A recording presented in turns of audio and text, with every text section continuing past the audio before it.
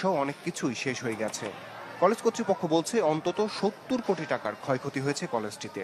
12টা ল্যাবের যে কেমিক্যাল এবং যন্ত্রপাতি, মাইক্রোস্কোপ, বিভিন্ন যে বায়োলজির বিভিন্ন বিষয় ছিল, এগুলো তারা লুটপাট করে নিয়ে গেছে।